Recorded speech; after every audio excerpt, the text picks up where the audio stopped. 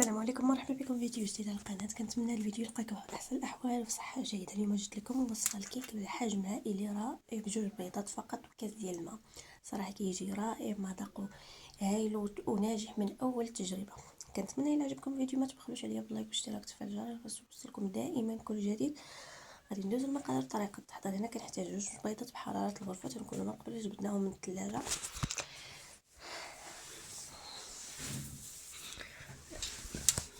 البيضات ما يكونوا ما كبار ما صغار. هنا كنحتاج جوج كيسان، كاس ديال السكر ساينه وكاس ديال الزيت نباتي. كنخلطوا المكونات حتى تنحصل على واحد الخليط يكون هكا متجانس.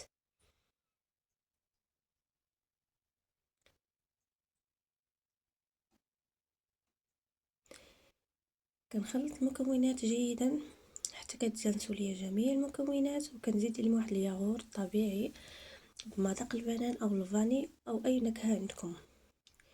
كنخلط داك الياغورت حتى هو كنزيدو،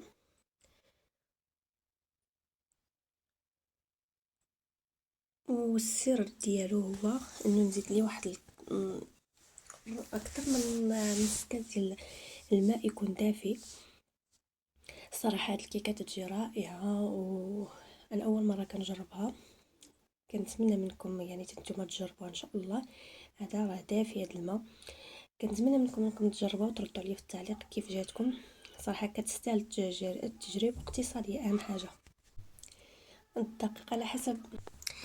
قلت لكم كنزيد عليه واحد الكاس ديال الماء يكون دافي، كنزيد الدقيق على حسب الخليط. صراحه ما عبرتوش وداكشي تيبقى الدقيق على حسب النوعيه اللي عندكم واش كيشربوا ولا لا. كنخلطوا جميع المكونات، تنكون الفران مشعله من الفوق ومن تحت على 180 درجه باش كيسخن ليا. وكنخلط داك المكونات كلهم، كنزيد عليهم خماره ديال 15 غرام. في هذه المرحله ضروري تخلطوا مزيان باش ما يبقاوش دوك الحبيبات.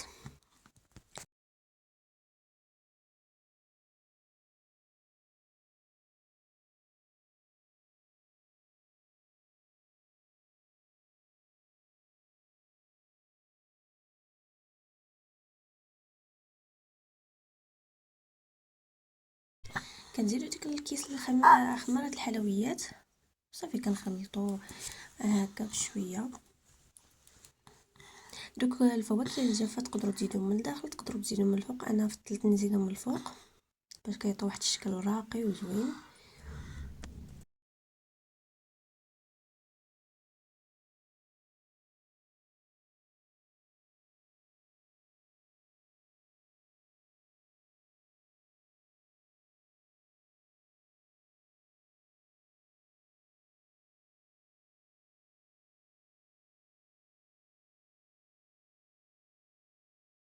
هنا كنجيب المول اللي تنكون دهنته بالزبده ورشيت شويه الكوك. الصراحه فهادي رشيت بشويه الكوك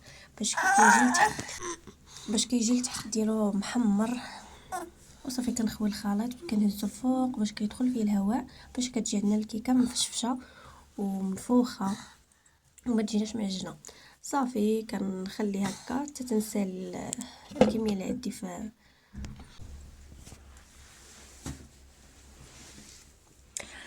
كناخذ هذيك الفواكه الجافه اللي نكون قطعتهم هكا بالموس، هرمشتهم بيدي. فيه القرقاع، فيه اللوز، وفيه الاكاجو. وصراحه ما تقدروا تستعملوا اي فواكه عندكم، تقدروا تزيدوا التمر، كاوكاو، الزبيب، فواكه معسله.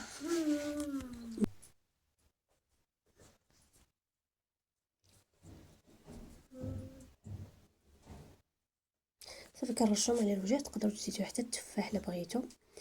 كنرشوا على داك الوجه وكندخلوا الكيك ديالنا في الوسط، كنقصوا عليه من الفوق وكنخليوه باش يتنفخ على خاطرو.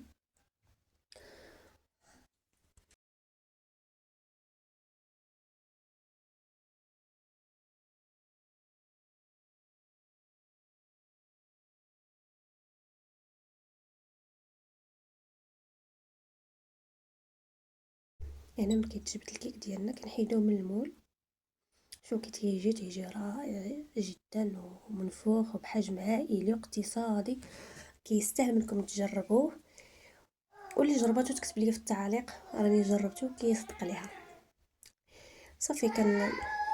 صافي من كنجبدوا الكيك ديالنا كنخليه، الا بغيتو تخليوه حتى يبرد، انا ما خليتوش حتى يبرد الصراحه. من بعد نحيدو من المول ديالو وكنزوقو اما بالكوفيتير هكا ندهن ليه الوجه ديالو باش يحصل على ديك البريانتي، او العسل، او انا فضلت نستعمل ليه الشوكولاط خطوط هكا باش يعطي منظر راقي. كنتمنى منكم الا وصلتوا معايا حتى اللقطه قولوا لي كي جاكم الفيديو، كي جاتكم الوصفه، وان شاء الله تجربوها. كنتمنى منكم انكم شويه تشجيع القناه باش دائما نجيب لكم الجديد ونعطي اكثر ما عندي.